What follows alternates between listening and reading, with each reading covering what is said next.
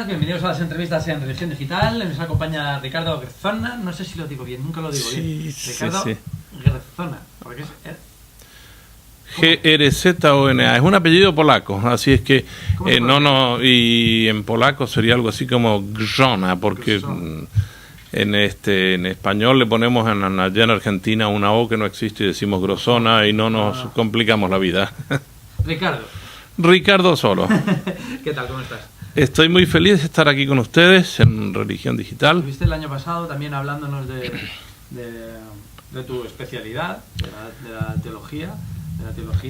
Y la Lección Divina que estábamos haciendo, y he vuelto este año otra vez aquí a España, invitado por la editorial del Vives, para un proyecto muy interesante que ellos tienen que se llama In and Out. In and Out, que suena muy a película de los 90, pero es un proyecto para descubrir y sacar aquello que muchas veces tenemos oculto, que también puede ser la fe y puede ser nuestro contacto con... Pues nuestro amigo y hermano Juan José Echeverría, que está gestionando un poco todo este proyecto, y creo que será algo muy interesante. Yo te lo diría de un proverbio más español, más castizo: nadie puede dar lo que no tiene. Desde adentro, revisar nuestra interioridad. Formarse para formar, educarse para educar. Eso mismo. Y entonces la interioridad como algo muy valioso y supremo para después poder ofrecer otros puntos de vista desde la propia vida. ¿Cómo se forma a quien tiene que formar? Porque en muchas ocasiones en estas charlas, en estos talleres que tenéis, participa gente que ya es catequista, que ya es formadora, que ya tiene responsabilidades en esto de la evangelización, y muchas veces los que llevamos tiempo trabajando con un modelo de una manera determinada, pues ya tenemos nuestro rollo, nuestro carril, y intentamos seguir siempre el mismo porque es más cómodo, porque también hemos probado cosas que funcionan y para qué cambiarlas. ¿Cómo se convence o cómo se anima a alguien que tiene la responsabilidad también de formar a otros, de que él necesita ser formado continuamente? A mí me da risa porque me encantaría utilizar el famoso proverbio "la letra con sangre entra", porque nos hemos movido en una zona de confort. Sí. Hoy hablemos de esto. La mayoría de nosotros fuimos formados en la iglesia y dentro de la iglesia como profesores de religión, como maestros encargados de la fe, como catequistas, y nos gustaron unas metodologías.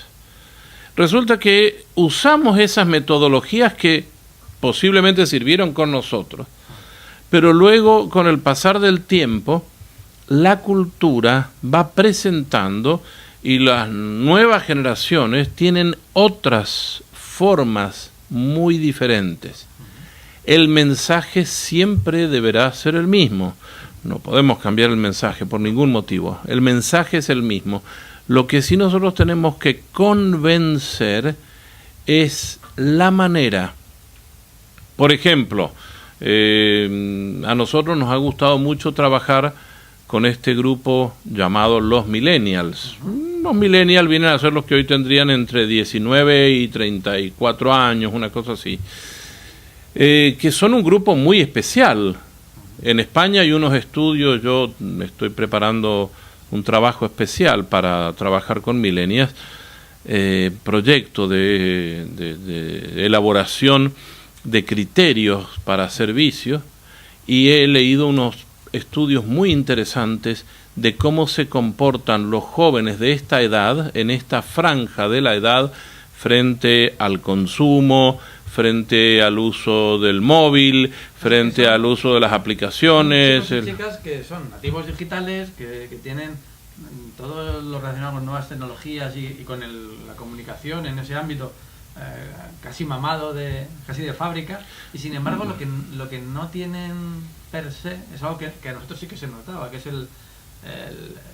la pertenencia religiosa, el espíritu religioso. Eso las nuevas generaciones no lo debemos dar por asumido. Yo creo que eso es una diferencia también a la hora de afrontar el trabajo con educandos, desde la fe, vaya. Yo creo que, a ver, tú me dices cómo le enseñamos al educador. El primer error que nosotros caemos es que muchas veces lo tenemos o en una parroquia para enseñarle catequesis o las ideas de la fe, o en un colegio religioso, o en un país religioso como es España, o aparentemente religioso, bueno, claro. Aparentemente, y damos por supuesto, suponemos que la gente que viene ya trae de la casa todo lo que es lo referente al conocimiento de Jesús, de la salvación, y hay que simplemente dar unas pinceladas para reordenar esas ideas. Y esos supuestos ya no deberían estar más, nunca más deberíamos pensar en esto, porque nos encontramos, por ejemplo, con estos nativos digitales que le llamas tú, que si bien han tenido la mayoría una familia, en las familias de las grandes ciudades, papá y mamá, vamos a suponer que han tenido una familia completa, papá y mamá trabajaban desde la mañana hasta la noche. Entonces ellos se criaban en la casa, mamá muy cariñosa dejaba, aquí está la comida para cuando vuelvan de la escuela, la calientan, y no faltaba nada en la casa, pero la presencia de ellos y qué sé yo, y después un día dijeron, oigan, vamos a misa, no tenemos ganas. ¿Pero por qué? Porque no hubo ese diálogo, no hubo esa presencia, no hubo ese estar con. Entonces, bueno, nosotros no tenemos que suponer nada. Nosotros tenemos que suponer que partimos de un cero o a veces de un menos cero, porque se nos han colado en nuestra sociedad occidental y cristiana, se nos han colado muchísimas ideas que no son de los valores cristianos. Nosotros tuvimos un programa hace muchos años descubierto para educar en valores que nacen desde el Evangelio. No era un programa de evangelización, era un programa de valores. ¿Cómo hago yo para decirte que es importante la honestidad? Que es importante la honradez, que es importante la verdad, que es importante, no sé, el respeto, la libertad, el amor. Son cosas que nacen a lo mejor del Evangelio, pero no se toman en cuenta en la vida cotidiana. ¿Por qué nosotros hicimos eso? Porque descubrimos por algún caso que un libro que ofrecía la UNICEF para toda América Latina, y lo ofrecían pero en grandes cantidades, decía, ¿qué sucede en valores? Era educación en valores. ¿Qué sucede si usted ve un pobre en la calle? Y el valor, dice, de la conmiseración lo invita a darle una limosna para que pueda sobrepasar ese momento, pero jamás modifique usted la situación que tiene, porque él seguramente está pagando un karma de otra vida y no lo va a dejar en una nueva reencarnación o otra cosa. Así que, caramba, esto no es civilización occidental y cristiana, estamos hablando de la reencarnación, ideas que se fueron colando y que yo hablo abiertamente. En esos momentos los ministerios de educación de todos los países, incluyendo primeras damas de muchos expresidentes, ya todos, aprobaron, dejaron entrar, y nosotros tenemos un grupo de gente totalmente confundida. De hecho, hoy en día hay muchos cristianos católicos que, si tú les preguntas sobre la reencarnación, no sabrían exactamente qué decir. Cuando nosotros tenemos estas ideas, creo que son muy claras y muy sencillas. El Papa Francisco, si tuviéramos que citar a alguien y nos pusiera el mismo caso, si tú ves a un pobre que está pasando una situación, nosotros tenemos la obligación no solamente del momento que está sucediendo, sino de pensar cómo podríamos hacer una sociedad donde esta persona pudiera tener posibilidad de trabajo, de educación, de vivienda digna. ¿Cómo podríamos insertar? Ese fue el mensaje de oración de la semana pasada, del mes pasado, perdón. Ricardo, curiosamente a este Papa de lo que más se le acusa es de algunos sectores dentro de la Iglesia, precisamente de lo contrario, de ser demasiado relativista, de que todo vale, de dejar puertas abiertas a cosas supuestamente inadmisibles, etcétera, etcétera, etcétera, con la Amoris Laetitia, con el acercamiento a otras realidades, con el diálogo interreligioso y el ecumenismo, con el año Lutero, con tantas y tantas cosas. Las graves acusaciones contra el Papa Francisco son precisamente no de una persona que tenga firme los valores, sino lo contrario. Le acusan de ser relativista y de dejar entrar cualquier otro valor de fuera de lo cristiano, incluso de pervertir los valores universales de la Iglesia, como lo queramos llamar. ¿Cómo se afronta esa crítica?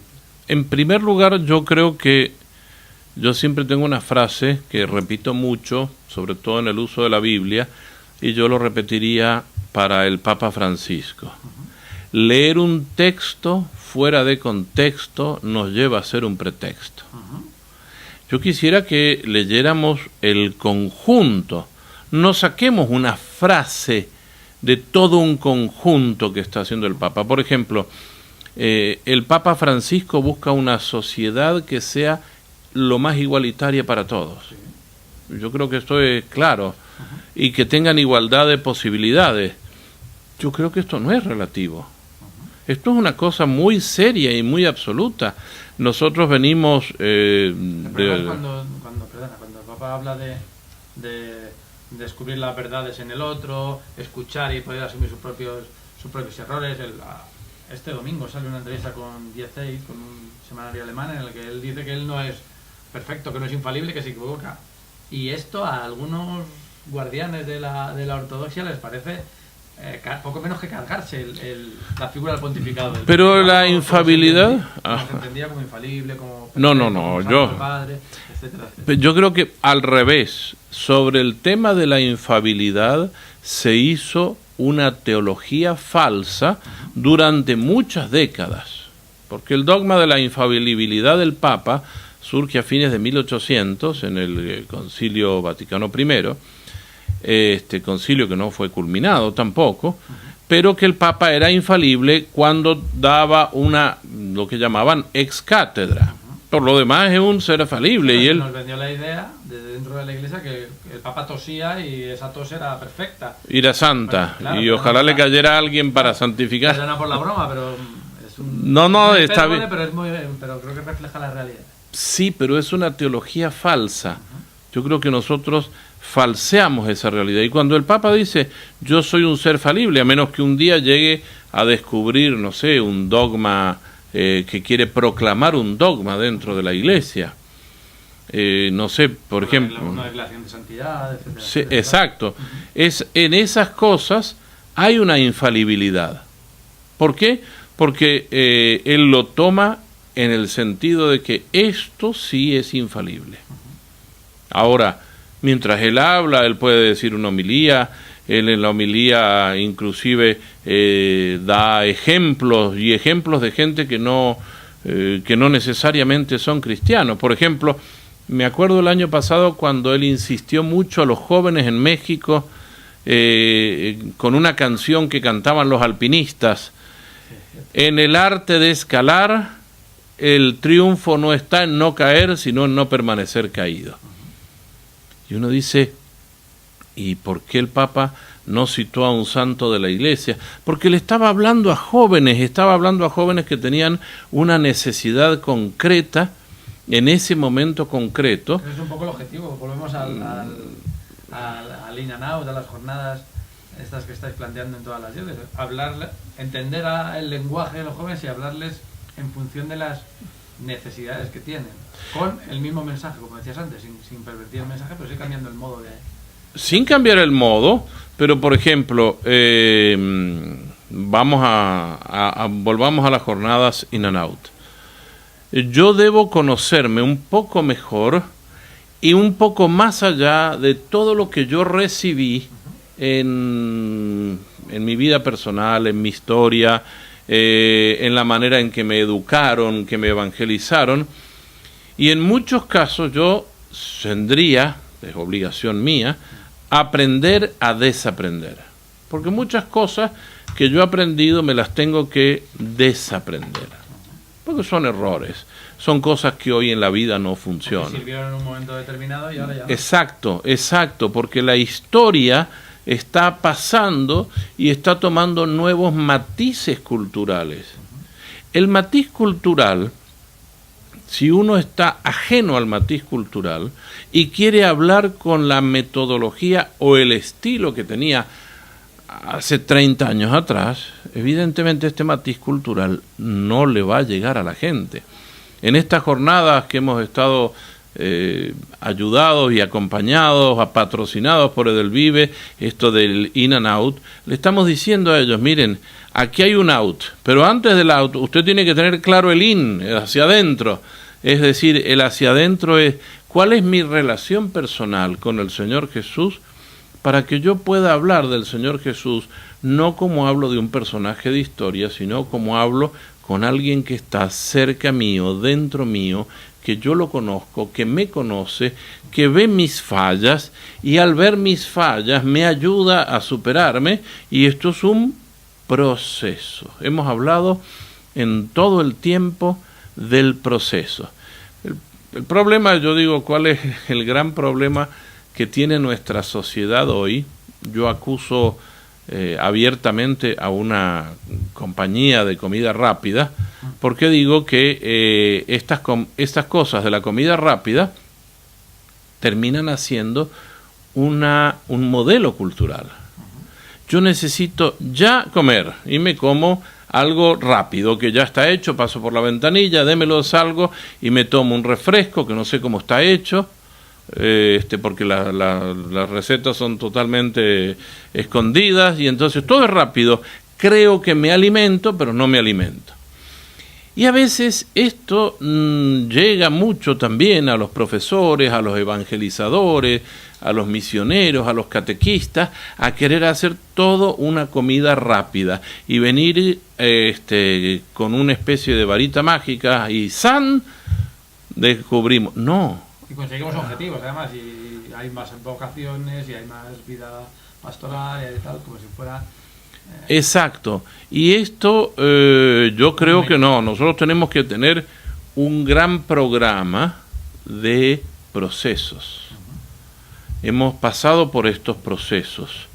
Después de este proceso, ¿cómo lo podemos seguir? Los procesos deben ser reevaluados permanentemente, porque un proceso que no se reevalúa es un proceso que va destinado al fracaso. O sea, porque puede ser que yo vengo en este escritorio, nosotros dos nos sentamos y pensamos que esto va a funcionar y llegamos y resulta que no funciona. Yo conté el otro día el caso de una iglesia católica que decidió en Estados Unidos donar una radio a un país muy, muy, muy pobre y a una zona sumamente deprimida. Se gastaron no sé cuántos millones de dólares hasta en un aparato para generar energía porque no había energía. Y entonces pasaban desde la misa, la homilía, el saludo del padre, tenían una programación los catequistas y qué sé yo, y nadie los escuchaba. ¿Por qué? Porque la gente no tenía radio. Pero entonces esto fue una programación que no funcionó. La gente no tenía el aparatito de la radio, no lo tenían, eso fue hace unos cuantos años atrás.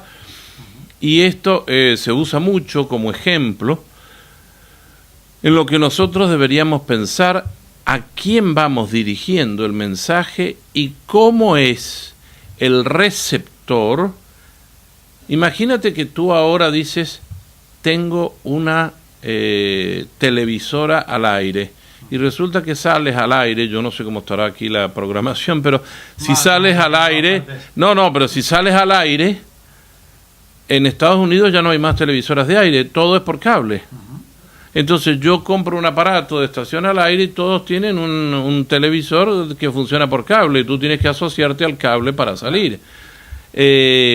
Lo mismo, ustedes pasan mucho por internet, entonces eso favorece. Pero no quita que a lo mejor en 10 años la tecnología haya cambiado y haya otra cosa que no sea el internet. Y uno debe estar abierto a pensar que el mismo mensaje lo tiene que dar de la manera en que lo pueda escuchar la gente. ¿Qué dificultades os encontráis a la hora de dar ese mensaje? qué dificultades a la hora de escucharlo y qué retos os plantean quienes os escuchan, porque estáis en el fondo diciéndole a gente que está haciendo las cosas de una manera que a lo mejor hay que desaprender para volver a aprender otras cosas. Y eso supongo que tiene algunas resistencias, pero también hace pensar y provoca una serie de preguntas, de desafíos que merecerán respuestas. Yo creo que, bueno, nosotros tenemos como dos públicos, diría yo. El público de los profesores, el público de los maestros, de los catequistas, de los evangelizadores, los misioneros, que dijeron, aquí esto siempre se hizo así. Sí. El Papa Francisco, en su encíclica Evangelii Gaudium, dice muy claramente eso. Hay que superar el aquí siempre se hizo así. La iglesia está abierta de tal a tal hora y hay una secretaria que atiende de tal a tal hora y los bautismos se hacen la inscripción de tal a tal día, punto. Bueno, pero hoy tendríamos que pensar que esto se puede hacer de otra manera, y esto es lo que nosotros tenemos que hacer. Esto es lo que nosotros le planteamos, el gran desafío que le planteamos, y en eso creo que yo voy a decir algo. Estoy invitado por esta compañía que me ha llamado mucho la atención cómo está haciendo Edelvives un esfuerzo con sus distintas aristas, porque creo que tiene muchas aristas, para servir tanto a los profesores, tienen áreas para niños, para jóvenes, para ver cómo cambiar esa mentalidad. Un audiovisual muy potente. Muy potente. Uno ve un libro ahora de Edelvives y uno dice, caramba, cómo ha cambiado la industria del libro. Sí, sí. Y además tenemos que dejar de estar pensando, bueno, pues da bien este librito religioso y dejar de decir, estos tíos para ser religiosos, ¿qué hacen? No, estos tipos pueden competir y compiten. Exacto. En el ámbito de la educación. La otra cosa que nosotros tenemos que repensar es el receptor del mensaje. El receptor, ¿cómo recibe el mensaje? Yo estuve hace poco en un país de Sudamérica y les preguntábamos a los jóvenes, ¿cuál es el obstáculo más grande que ustedes tienen para la evangelización? Y un 85% nos dijo el celular, las aplicaciones, el WhatsApp, el móvil, el Facebook, estar todo el día pendiente de este tema. Tenemos que comunicarnos con mucha gente a la que no vemos y sin embargo a la que tenemos. Volvemos a lo de la comida rápida. También una de las cosas que evita la comida rápida es pararte en un sitio a comer durante una hora, o poder comer con alguien tranquilamente sin el reloj, una hora y algo, y poder mantener una conversación. Y una relación personal. Exacto. Los matices de hoy en día es muy gracioso porque uno dice algo y le mandan el emoticón, un dedito así, todo está bien, o aplauso, o que son difícilmente interpretables, que depende. Sí. Hay un lenguaje muy curioso. Pero yo creo que es al revés. Ahora nosotros tenemos que decir, tenemos esta herramienta potentísima, porque un teléfono hoy ya no es más un teléfono. Un teléfono es señal de internet, páginas web, comunicaciones de diferente tipo, ya sean de texto, ya sean de audio. Yo puedo dejar mensaje de audio, no me escuchó, pues le dejo mensaje de audio, cuando lo escuche, escuchará mi voz, que inclusive eso tiene también su encanto porque es más humano que un texto.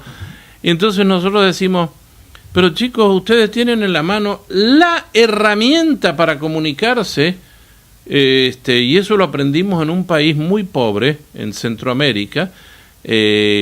Como hay tanta gente que no puede pagar, pero las redes están, ellos ofrecen prácticamente los datos, el tema de datos, no de teléfono, prácticamente gratis. Tú llévate el teléfono y por muy poco dinero, al mes, no sé, 4 euros, 5 euros al mes, tú tienes datos ilimitados. Y los chicos empezaron, ellos nos han dado a nosotros un ejemplo estupendo, cómo se puede hacer, por ejemplo, la Lección Divina como ejercicio diario, en un grupo de campesinos que tenían datos, hicieron un grupo de WhatsApp. Y entonces se iban variando y un día iban poniendo algo, se levantaban muy temprano, son chicos del campo, se levantaban entre 4:30 de la mañana, y ellos, mientras se iba levantando, uno ya había puesto el texto del Evangelio del día, y otro iba contestando, y otro ponía preguntas para la meditación. Además el Evangelio es una herramienta perfecta para una lección divina, pues son textos no demasiado largos que se pueden debatir, se pueden reflexionar. Ellos mismos nos abrieron la mente a decir, perdonen, aquí hay algo que podemos utilizar. Y es por eso que nosotros, hablando del nombre que llevamos de institución, Fundación Ramón Pané, como el primer evangelizador de América, que aprendió las lenguas de los indios taínos, esos que vivían en el Caribe, y enseñó en las propias lenguas el Evangelio, nosotros queremos estar atentos a los lenguajes de hoy. Es decir, no tengo que estar siempre pensando que tiene que ser un material escrito, puede ser un material audiovisual, puede ser hoy en día una película. Los otros días estuvimos dialogando con Juan Cotelo, el de películas. Sí. Y uno dice, es romper esquemas. A nadie se le ocurriría hacer una película de evangelización porque cuestan muchísimo dinero. Y entonces uno dice, hagamos algo que sea más cortito, más barato. Te adelanto que nosotros estamos haciendo un gran proyecto para la Jornada Mundial de la Juventud en Panamá a través de todo el tema digital, y todo el tema digital manejado para el programa y el servicio de hacer una gigantesca lección divina a través de poner en la ciudad personajes bíblicos que te van cuestionando, y con un geoposicionamiento, y a través de una gran base, un parque temático sobre lección divina con realidad aumentada, con 3 dimensiones, exacto, al holográfico, o a entrar a vivir a través de de toda la realidad virtual, como se vivía en la época de María, en el día de la Anunciación, porque el tema de la jornada va a ser la Anunciación. En Panamá, en 2019, justo un año antes, está el sínodo que el Papa ha querido dedicar a los jóvenes y a la evangelización, que son... En realidad no va a ser un año antes, van a ser unos meses, porque la JMJ será en enero. En el verano, claro. Enero, porque la fecha normal, que es julio, en Panamá es época de lluvias torrenciales, entonces no se puede hacer nada cuando llueve torrencialmente. Entonces enero es una época de un poco más de seco. Creo que estamos buscando, tenemos muchas posibilidades de seguir insistiendo, que tanto ¿te acuerdas de McLuhan? Tú, obviamente, el padre de la comunicación. Es decir, un emisor sin receptor y un receptor sin emisor, es decir, y tiene que haber, el medio es el mensaje. Y en este caso, cuando hablamos del medio es el mensaje, es la persona que transmite, no solamente a través de la televisión, de la televisión por internet, como hacen ustedes, o de los periódicos digitales que hacen ustedes, sino también de la persona y del valor de la persona que da el testimonio. Claro. Así es. Pues Ricardo, ¿cuándo las siguientes etapas de Inanauta? Acabas de llegar de Galicia. Sí, estuvimos primero en Albacete. El señor obispo ha abierto una gran misión que quiere que sea bíblica, y quiere que su programa esté muy relacionado con todo el tema de la lección divina, y de esto de In and Out ha sido como para el señor obispo presentado, wow, una cosa impresionante. Tuvimos Sí, no, lo gracioso es que en esta gran misión que la ha sacado en su diócesis de Albacete, llamó el otro sábado a los agentes de pastoral. Tuvimos más de 600. Yo no sé si en España eso es tan común, pero a mí me pareció un número muy alto. Y la gente quedó muy entusiasta. Fue una cosa muy interesante, muy bonita. ¿Lo veremos por el resto de diócesis? Inanao, esta propuesta, bueno, ya la hicimos en Asturias antes de ayer, y ayer en Orense, en Galicia. Yo este fin de semana voy a dar un retiro espiritual para profesores de religión de la diócesis de Castellón, invitado por el obispo de Castellón este fin de semana. Estás preocupado por los temas de enseñanza y catequesis, que está allí en esa comisión. Sí. Sí. Y pues bueno, ahí estaremos. Esta será la última parte de esta visita. Si Edelvives desea, podemos hacer otras cosas más. Yo espero que sí. Tenemos muchos proyectos y muchas cosas y estamos muy felices, honestamente muy felices. Yo puedo decir desde afuera, porque no vivo acá, que veo un resurgir. Hay un resurgir por lo menos del deseo. Hay que hacer algo nuevo, algo diferente, porque vemos que nuestros jóvenes están muy, vamos a decir una palabra real, confundidos.